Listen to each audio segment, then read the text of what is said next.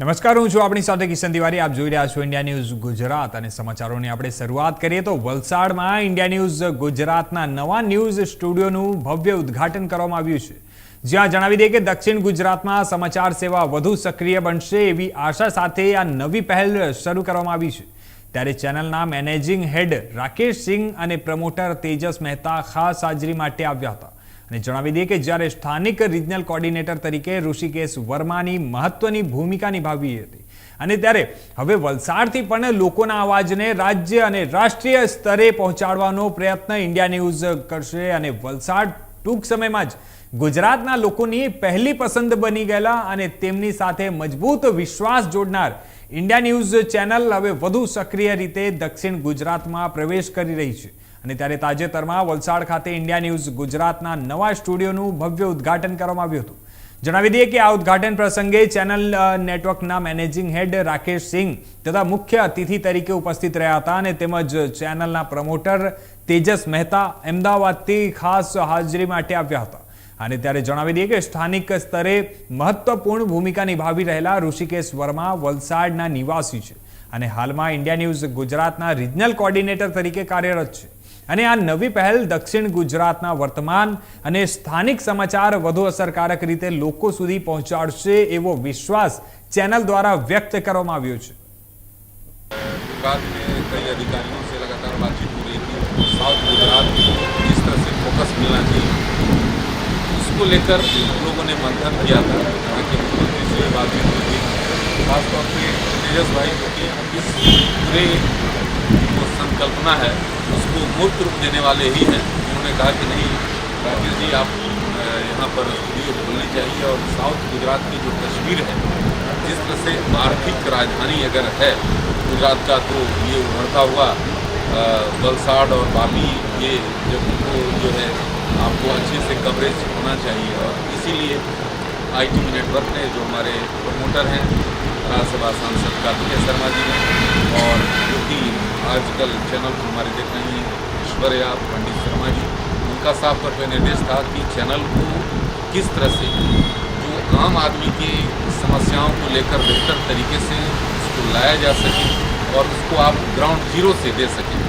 तो उसके लिए हमने साउथ गुजरात में वलसाड़ में आज अपने ऑफिस का, और ये पहला ऐसा चैनल है जिसका नेशनल ये स्टूडियो जो है वलसाड़ में लॉन्च हो रहा है. और इसमें मुख्य सूत्रधार ऋषि हैं और ये संकल्पना जो कि मैंने कहा कि पूरी तौर पर जो आज ये मूर्त रूप ले रहा है, अगर हमारे साथ तेजस भाई नहीं होते तो मैं ये नहीं समझता कि आज हम लोग इस समय इस कार्यक्रम में शरीक होते. और शुरू से ही ये हमारा संकल्पना था कि जो कार्यक्रम है, जो आम लोग हैं, जो बुद्धिजीवी हैं, सभी लोग देखिए बात आप भी करनी है. तो ऐसी स्थिति में हमने ये सोचा था कि आप लोगों के बीच में कोई नेता मंत्री ये ठीक है, लेकिन अगर आम आदमी अगर इस चैनल को और ये स्टूडियो को अगर लॉन्च किया जाए और उनकी समस्याओं को रखा जाए तो इससे बेहतर विकल्प नहीं होगा. तो मैं एक थोड़ा सा क्योंकि आज का ये दिन जो है हम सभी के लिए गौरव और उत्साह से भरा है, और गुजरात की पावन धरती और खासतौर पर वलसाड़ जैसे ऐतिहासिक, सांस्कृतिक और औद्योगिक रूप से समृद्ध नगरी में ITV नेटवर्क और इंडिया न्यूज़ का नया स्टूडियो स्थापित हो रहा है. तो ये गौरवान्वित क्षण है. और इस समय मैं ज़्यादा नहीं बोलूँगा क्योंकि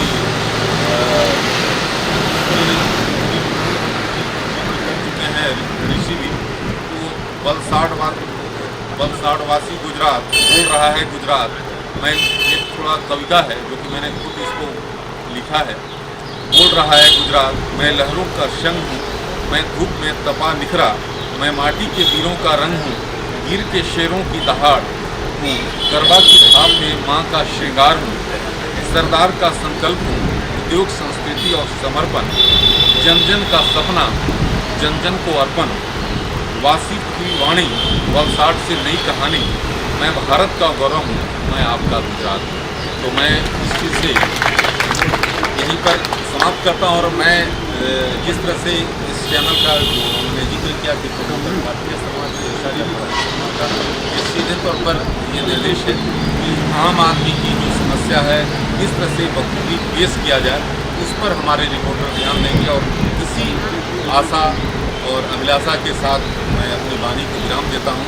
तो सभी लोग जो अतिथिगण यहाँ पर पहुँचे, आपने मूल्यवान समय निकाल कर यहाँ पर पहुँचे, उसके लिए मैं दिल से आपको शुक्रिया अदा करता हूँ। धन्यवाद। उपस्थित हमारा मैनेजिंग एडिटर जी राकेश सिंह, અમદાવાદથી આવ્યા તેજસભાઈ, અમારી ઇન્ડિયા ન્યૂઝની ટીમ, પરમેન્દ્ર કાકા, અનિલજી, જોશી સાહેબ, બાકી બધા મહેમાનોને હું હાર્દિક આમંત્રણ આપ્યા પછી આપ સૌ આવ્યા છો તો હું આપ સૌનું હાર્દિક સ્વાગત કરું છું. ઇન્ડિયા ન્યૂઝ ગુજરાત જાણીતી ચેનલ છે. ઇન્ડિયા ન્યૂઝ ગુજરાતમાં રિજનલ ચેનલ છે, એવી રીતે આખા દેશની પણ નેશનલ ચેનલ છે. આપણી કુલ્લે 17 ચેનલો છે, રિજનલ ચેનલો છે. ન્યૂઝેક્સ વર્લ્ડ કરીને આપણી ઇન્ટરનેશનલ ચેનલ પણ છે. તો બહુ મોટું નેટવર્ક છે. આ બધા નેટવર્કના એક જ મેનેજિંગ એડિટર છે એવા શ્રી રાકેશ સિંહ અહીં ઉપસ્થિત છે. તો સાહેબ હું આપને આવકારું છું. ગુજરાતની અંદર ઇન્ડિયા ન્યૂઝ લાવનાર અમારા મેડમ અહીં ઉપસ્થિત નથી, દિલ્હી ગયા છે. અમારા સર શ્રી તેજસભાઈ મહેતાને હું આવકારું છું. આપણા આમંત્રણને માન આપી અહીં ઉપસ્થિત થયેલા મેડમને હું આવકારું છું. વંદના મેડમ, બહુ બિઝી શેડ્યુલ હોય છે એમનું, અને છતાંય એમણે આપણા માટે સમય કાઢ્યો. આપકા હાર્દિક સ્વાગત. બાકી ઉપસ્થિત બધા મહેમાનોનું હું સ્વાગત કરું છું. અંતે ઇન્ડિયા ન્યૂઝ ગુજરાત વિશે કે અમે શું કામ કરીશું, કઈ રીતે કરીશું, એના વિશે થોડીક માહિતી હું આપને આપું છું. આ દેશના 4 પિલર છે, એમાંનો એક પિલર, કોઈ પણ દેશના 4 પિલરો, એમાંનો એક પિલર એટલે કે મીડિયા. અને એજ્યુકેશનમાં સારું કામ કર્યા પછી મીડિયામાં કામ કરવાનો મને અવસર મળ્યો છે. અને આપણા વિસ્તારની વલસાડના આજુબાજુના વિસ્તારની સમસ્યાઓનો યોગ્ય રીતે ચેનલોમાં બતાવીએ, વિકાસના કામો કઈ રીતે આગળ વધારી શકાય, એવી બધી પ્રવૃત્તિઓ અમે ધીરે ધીરે કરીશું. ઇન્ડિયા ન્યૂઝ ગુજરાત ચેનલ છે, તમે યુટ્યુબ પર એને સબસ્ક્રાઈબ કરી શકો, ઇન્સ્ટાગ્રામ પર તમે એને સબસ્ક્રાઈબ કરી શકો, એને ફોલો કરી શકો.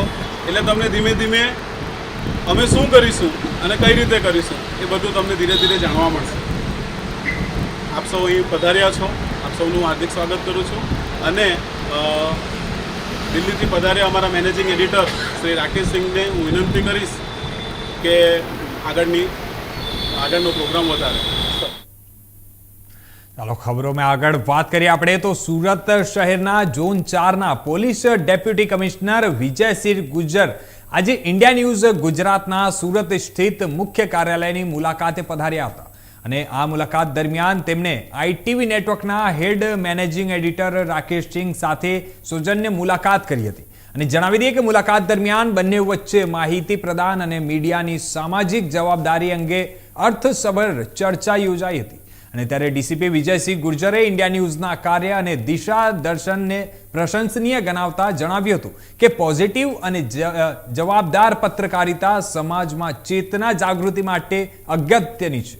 અને તેમણે ચેનલના વર્તમાન કાર્ય માટે પ્રશંસા વ્યક્ત કરી અને આવનારા સમયમાં ઇન્ડિયા ન્યૂઝ ગુજરાત વધુ ઊંચાઈઓ સુધી પહોંચે એવી શુભકામનાઓ પણ આપી હતી. અને અંતે ડીસીપી ગુર્જરને ચેનલ તરફથી યાદગાર રૂપે સન્માન પાઠવવામાં આવ્યું હતું. જણાવી દઈએ કે કાર્યક્રમના અંતે ફોટોગ્રાફી અને મીડિયા ઇન્ટરેક્શન પણ યોજાયું હતું.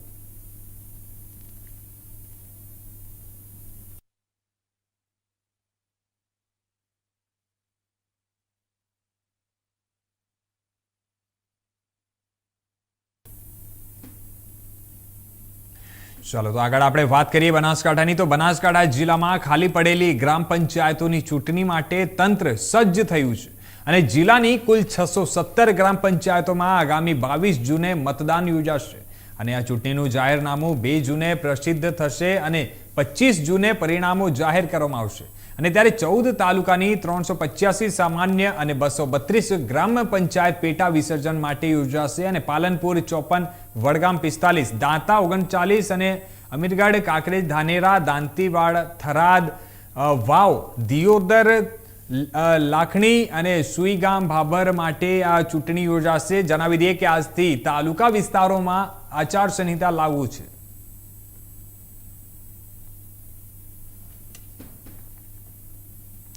તો આગળ આપણે વાત કરીએ તો કડી વિધાનસભાની પેટા ચૂંટણી માટે ભાજપના કુલ 68 ઉમેદવારોએ દાવેદારી નોંધાવી છે. જ્યાં જણાવી દઈએ કે મહેસાણા કમલમ ખાતે આજરોજ યોજાયેલા ઈચ્છુક ઉમેદવારની સેન્સ પ્રક્રિયામાં કુલ 68 લોકોએ તેમની દાવેદારી નોંધાવી છે, જેમાં 10 જેટલી બહેનોએ પણ તેમની દાવેદારી નોંધાવી છે. અને કમલમ ખાતે આપણે વાત કરીએ તો યોજાયેલા સેન્સ પ્રક્રિયામાં આવેલા પ્રભારી દિનેશભાઈ અનાવાડિયાએ જણાવ્યું હતું કે કુલ 68 લોકોએ દાવેદારી નોંધાવી છે. તેમાંથી પેનલ બનાવી અમે ઉપર મોકલીશું અને તથા તમામના નામ પણ અમે ઉપર મોકલીશું. आज कड़ी विधानसभा की बाई इलेक्शन के लिए भारतीय जनता पार्टी ने प्रदेश निरीक्षक के रूप में मेरी और मेरे साथ कौशल्या कुंवरबा और कनुभाई देसाई की नियुक्ति की थी. आज दोपहर से हम यहाँ महसाणा जिला कार्यालय में हम बैठे हैं और वहाँ हमारे भारतीय जनता पार्टी के कार्यकर्ता जो कड़ी विधानसभा लड़ने के लिए इच्छुक कार्यकर्ता थे वो सबको हम यहाँ दोपहर से लेकर अभी तक सुने हैं सबको. और करीब 68 कार्यकर्ताओं ने इच्छा व्यक्त की है चुनाव लड़ने के लिए. और खुशी की बात यह है कि सभी कार्यकर्ता 68 कार्यकर्ताओं ने व्यक्तिगत हमको एक कार्यकर्ता को हमने सुना है और सभी का एक ही आवाज़ था, एक ही बात कॉमन आती थी कि पार्टी हमको टिकट नहीं देगी तो जो भी कार्यकर्ता को पार्टी टिकट देगी उनको हम तय दिल से तन मन धन से जिताएंगे. ऐसा सभी कार्यकर्ताओं की एक आवाज़ थी. और आज हमको पूरा भरोसा है कि जैसे ये संगठन के लोग को भी हमने सुना, पार्टी के अपेक्षित कार्यकर्ताओं जितने भी ये कड़ी विधानसभा क्षेत्र में आते हैं उन सबको हमने सुना, तो सभी का भी एक ही आवाज़ था कि पार्टी जो तय करेगी, जो नाम देगी या तो फिर जो भी उम्मीदवार डिक्लेयर करेगी उनको हम जिताएंगे. ऐसा सबका आवाज़ था. और आप देखना यहाँ हम दोपहर से लेके अभी तक बैठे हैं, सबको सुनने के बाद हमको भी ऐसा लग रहा है कि कड़ी विधानसभा की सीट आज तक कभी कोई लीड से नहीं जीते होंगे. इतनी बड़ी लीड से हम कड़ी विधानसभा सीट भारतीय जनता पार्टी जीतेगी ऐसा हमको पूरा भरोसा है. बीजेपी में 68 लोगों ने दावेदारी की, कांग्रेस में सिर्फ 8 लोगों ने की. तो कांग्रेस तो अभी सबको मालूम है कि भाई वो तो ख़त्म होने की कतार पर है, इसीलिए 8 प्रत्याशी उनके आए हैं, वो भी अच्छी बात है. मेरा ये मानना है कि एक भी प्रत्याशी आना नहीं चाहिए क्योंकि उनको पता है कि हारने के लिए कौन चुनाव लड़ेगा. इसीलिए फिर बात तो बाकी तो कांग्रेस की बात कांग्रेस के लोग जाने, हमको ज़्यादा वो नहीं होता. लेकिन गुजरात में तो कांग्रेस ख़त्म हो गई. पूर्व विधायक स्वर्गस्थ करशन भाई के पुत्र ने भी इच्छा व्यक्त की. हाँ, की और पुत्र उधर हाँ, वो तो अभी पार्टी तय करेगी. हम तो यहाँ से सबको सुन के जितने भी प्रत्याशी के नाम आए हैं, जिन जिन कार्यकर्ताओं ने इच्छा व्यक्त की है वो सभी नाम इकट्ठे करके यहाँ जिला संकलन मिलेगा, प्रदेश की पार्लियामेंट्री बोर्ड मिलेगा और उसमें तय होगा कि किसको टिकट देना है. કડી વિધાનસભાની પેટા ચૂંટણી માટે મહેસાણા જિલ્લા ભાજપ કાર્યાલય ઉમેદવારોની એક સેન્સ પ્રક્રિયા યોજાઈ હતી અને જણાવી દઈએ કે આ સેન્સ પ્રક્રિયા માટે 3 નિરીક્ષકોની નિમણૂક કરવામાં આવી હતી. અને ત્યારે પાલનપુરના પૂર્વ સાંસદ દિનેશભાઈ અનાવાડિયા, પ્રદેશ ઉપાધ્યક્ષ કૌશલ્યા કુંવરબા અને ગાંધીનગર શહેરના પૂર્વ મહામંત્રી નિરીક્ષક તરીકે ઉપસ્થિત રહ્યા હતા. અને જ્યારે કોંગ્રેસે કડી છત્રાલ હાઈવે પર આવેલી એક હોટેલમાં સેન્સ પ્રક્રિયા શરૂ કરી છે. અને જણાવી દઈએ કે આ બેઠક માટે ભાજપમાં જિલ્લા પંચાયતના પૂર્વ પ્રમુખ પ્રહલાદ પરમાર, નગરસેવક અશોકભાઈ પરમાર, જિલ્લા ડેલિગેટ રામભાઈ પરમાર, લેહોર સરપંચ સુરેશભાઈ પરમાર તેમજ જોટાણાના રમેશભાઈ સોલંકીના નામમાંથી કોઈ એક નામ પર મહોર લાગી શકે છે. જ્યારે કોંગ્રેસમાં પૂર્વ ધારાસભ્ય રમેશ ચાવડા, દલિત નેતા ભરત મકવાણા અને ગઈ ચૂંટણીમાં પરાજિત પ્રવીણ પરમાર પ્રબળ દાવેદાર મનાઈ રહ્યા છે.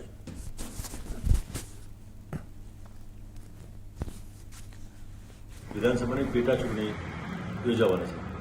અમારા લોકપ્રિય ધારાસભ્ય મુરબી કરશનભાઈ સોલંકીના અવસાન બાદ આ પેટા ચૂંટણી યોજાઈ રહી છે. ત્યારે આ પેટા ચૂંટણી માટે 26 તારીખે જાહેરનામું પડ્યું, ચૂંટણી પંચે જે જાહેરાત કરી છે અને આજે અમારી ભારતીય જનતા પાર્ટીની પદ્ધતિ પ્રમાણે જેટલા ઉમેદવારો ઈચ્છુક ઉમેદવારો છે તે લોકો આજે અમારા નિરીક્ષકશ્રીઓ જોડે એમની રજૂઆત કરવા આવ્યા છે. આજે રજૂઆત કરશે, પછી પ્રદેશ પાર્લામેન્ટરી બોર્ડ અને કેન્દ્રીય પાર્લામેન્ટરી બોર્ડ એમાંથી ઉમેદવારો નક્કી કરશે. એટલે આ પ્રક્રિયા છે, પાર્ટીની પ્રક્રિયા અનુસાર અમે આ કામ કરી રહ્યા છીએ. સાહેબ, કોંગ્રેસ દ્વારા પણ આવી સંસ્કૃતિ જોવા મળે છે, ખાસ કરીને મેદાનમાં ગેમિંગ એ કોંગ્રેસની વાત છે. કોંગ્રેસે જે કરવું એ કરે, બધું કરે, પણ હું તમને દાવા સાથે કહું છું કે અમે અમારા પક્ષના કાર્યકર્તાઓ, અમારું શીર્ષ નેતૃત્વ, દુનિયાના સૌથી લોકપ્રિય નેતા શ્રીમાન નરેન્દ્રભાઈ મોદી સાહેબ, શ્રીમાન અમિતભાઈ શાહ સાહેબ, પ્રદેશના અધ્યક્ષ અને કેન્દ્રીય મંત્રી CR પાટીલ સાહેબ અને ગુજરાતના લોકપ્રિય મુખ્યમંત્રી ભૂપેન્દ્રભાઈ પટેલ સાહેબના નેતૃત્વમાં કામ કરતી અમારી આ પાર્ટી અને વિકાસના કામોને ભરેલી પાર્ટી, અવિરત વિકાસ ચાલે છે. આ વિકાસના સથવારે, કાર્યકર્તાના સથવારે અમે આ બાય ઇલેક્શન જીતીશું. જંગી બહુમતીથી જીતીશું. હું આજે આપણે દાવા સાથે કહું 40,000 કરતાં પણ વધારે અમે આમાં તો ચૂંટણી જીતવા જઈ રહ્યા છીએ. કોંગ્રેસ પ્રક્રિયા ચાલે છે, એટલા માટે જિલ્લા બહારના પણ કેટલાક ઉમેદવારોની કરવા માટે લોકો આવ્યા છે. એ પૈકી હું પણ આવ્યો છું.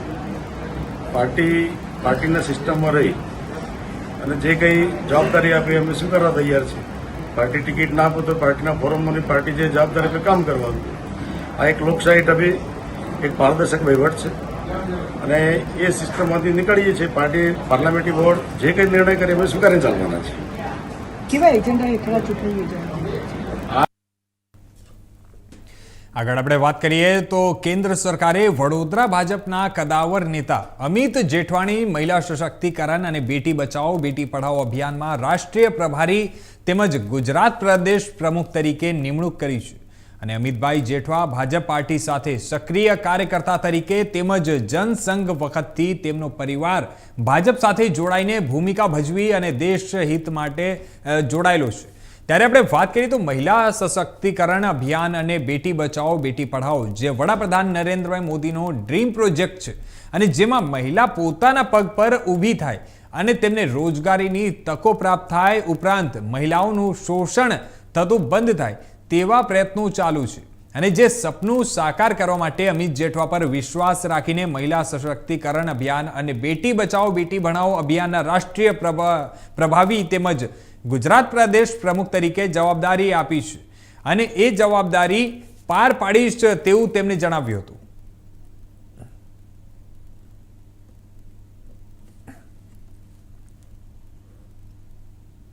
તો બીજી તરફ આપણે વાત કરીએ તો આસામના જળ સંસાધન મંત્રી પિયુષ હજારિકાએ પહેલગામ આતંકી હુમલામાં ભોગ બનેલા સુરતના મોટા વરાછાના સ્વર્ગીય શૈલેષભાઈ કથડિયાના પરિવારજનોની મુલાકાત લઈને આસામ સરકાર તરફથી ₹5 લાખની સહાયનો એક ચેક અર્પણ કર્યો હતો.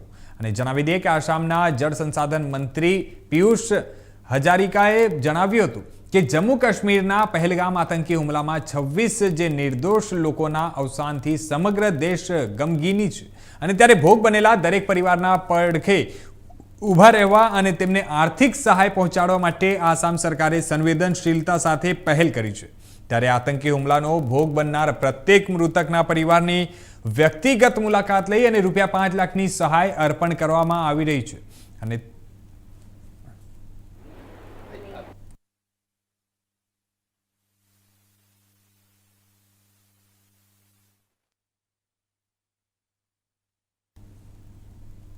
તો આ તરફ આપણે આગળ વાત કરીએ તો બનાસકાંઠા જિલ્લામાં આવતીકાલે સાંજે 5 વાગે નડાબેટ ખાતે ઓપરેશન શિલ્ડ અંતર્ગત એક મોકડ્રીલનું આયોજન કરવામાં આવશે.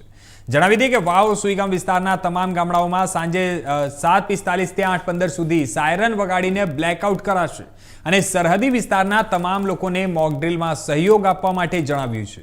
અને ત્યારે આપણે વાત કરીએ તો યુદ્ધ સહિત કોઈપણ કુદરતી ગંભીર આપત્તિ વ્યવસ્થાપન સમય ઈજાગ્રસ્ત અને ફસાયેલા લોકોને સુરક્ષિત સ્થળે ખસેડવા પ્રાથમિક સારવાર ઉપલબ્ધ કરાવી જેવી પ્રવૃત્તિઓ કરવામાં આવશે.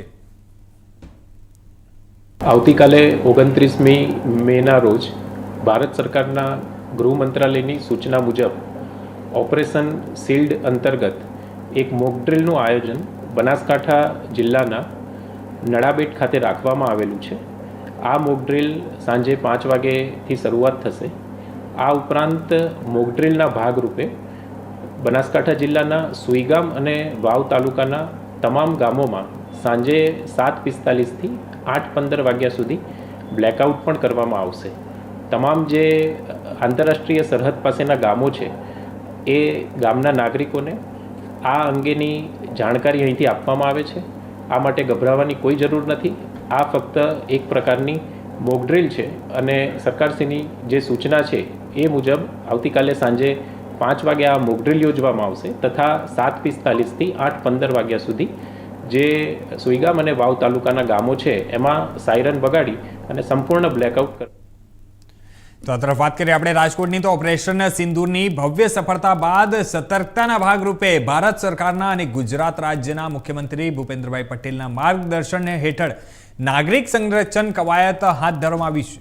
ત્યારે ઓપરેશન સિંદૂરની ભવ્ય સફળતા બાદ દુશ્મન દેશ તરફથી થતા કોઈપણ સંભવિત હુમલા સામે ટક્કર ઝીલવા અને આગોતરી તૈયારીના ભાગરૂપે સિવિલ ડિફેન્સ દ્વારા ઓપરેશન શિલ્ડ અંતર્ગત ગુજરાત રાજ્યના દરેક જિલ્લામાં મોક ડ્રીલનું આયોજન કરવામાં આવ્યું છે.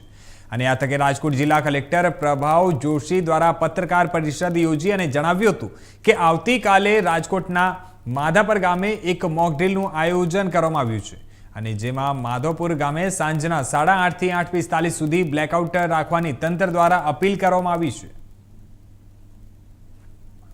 કરી રહ્યા છે. ઓપરેશન સિંદૂરની ભવ્ય સફળતા બાદ હજી પણ એલર્ટ મોડમાં સરકાર છે અને ભારત સરકારની સૂચના પ્રમાણે ઓપરેશન શિલ્ડનું આયોજન કરવામાં આવ્યું છે, જેમાં રાજકોટ શહેરમાં જે માધાપર વિસ્તાર છે જેમાં Christ medical hospital, Unicare hospital, Morbi road, Jamnagar road, railway જે લાઇન છે આ એરિયામાં કાલે મોક ડ્રીલનું આયોજન કરવામાં આવ્યું છે, જેમાં ઇવેક્યુએશનની પ્લાનિંગ અને એનું સિમ્યુલેશન કરવામાં આવશે. ડ્રોનનું સ્વાર્મ અટેક થાય તો શું તકેદારી લેવાની છે એની પ્રેક્ટિસ કરવામાં આવશે, જેમાં 200થી વધારે એનસીસી, એનએસએસ, સિવિલ ડિફેન્સના વોલન્ટિયર્સ, તમામ જિલ્લા વહીવટીતંત્ર, પોલીસ તંત્ર અને તમામ જે રેસ્ક્યુ જે ફોર્सेस છે એની સાથે જોડાશે. ખાસ કરીને ઇવેક્યુએશન, મેડિકલ સારવાર અને તાલીમ એના ઉપર ભાર મૂકવામાં આવશે. મારી આપ સૌને વિનંતી છે કે એ રીતે આ નિર્ણય લેવામાં આવ્યો છે.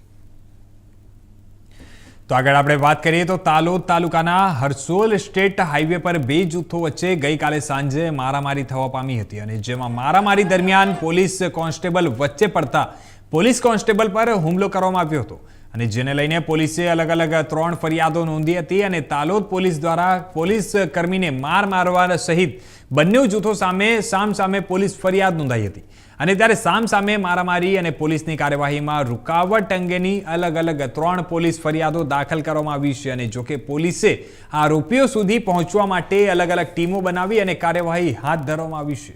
ત્યારે જણાવી દઈએ કે અંગત અદાવતમાં 2 જૂથો વચ્ચે અગાઉ પણ ફરિયાદો નોંધાઈ હતી અને ત્યારબાદ ગઈકાલે ફરી એકવાર સામે મારામારી થતા સમગ્ર મામલો બીજક્યો હતો અને જોકે પોલીસે હાલ તો ફરિયાદના આધારે આરોપીઓ સુધી પહોંચવા માટેના પ્રયત્નો હાથ ધરી દીધા છે અને જોકે પોલીસે હરસોલ વિસ્તારમાં પેટ્રોલિંગ પણ શરૂ કરી દીધું છે અને બંદોબસ્ત પણ ખડકી દેવામાં આવ્યો છે.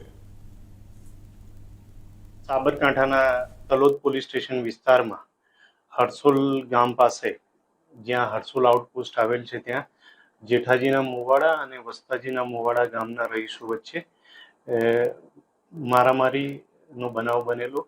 તે સંદર્ભે બંને ફરિયાદીઓ બંને પક્ષ તરફથી ફરિયાદ પોલીસ દ્વારા રજીસ્ટર કરવામાં આવેલ છે અને તેની તપાસની કાર્યવાહી હાલ ચાલુ છે. આ જે બંને પક્ષ વચ્ચે મારામારી ચાલતી હતી અથવા થયેલી તે દરમિયાન પોલીસને ખબર પડતા પોલીસ કર્મચારી ઇન્દ્રજીતસિંહ ત્યાં પહોંચી ગયેલા અને એમને છોડાવવા માટે વચ્ચે પડેલા. તેઓ સર્વેલન્સ સ્ટાફમાં ફરજ બજાવતા હોવાથી સિવિલ યુનિફોર્મમાં હતા એટલે આ જેઠાજીના મુવાડાના જે અન્ય આરોપીઓ છે તેમણે આ પોલીસ સાથે પણ ગડદાપાટુનો માર મારેલ છે અને એમની ફરજમાં રૂકાવટ કરેલ છે. આ બાબતે પણ ગુનો દાખલ કરવામાં આવેલ છે અને એની તપાસ ચાલુ છે. કયા મામલો હતો અને કેટલા લોકો દ્વારા પોલીસ જેઠાજીના મુવાડાના પક્ષના જે માણસો હતા તેઓ દ્વારા પોલીસ સાથે અસભ્ય વર્તન કરવામાં આવેલ હતું.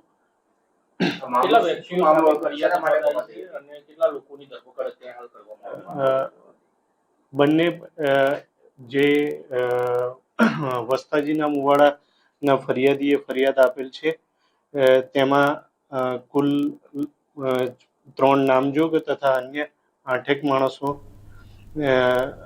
વિરુદ્ધ ફરિયાદ આપવામાં. તો આ હતા અત્યાર સુધીના મુખ્ય સમાચારો. વધુ સમાચારો માટે જોતા રહેજો ઇન્ડિયા ન્યૂઝ.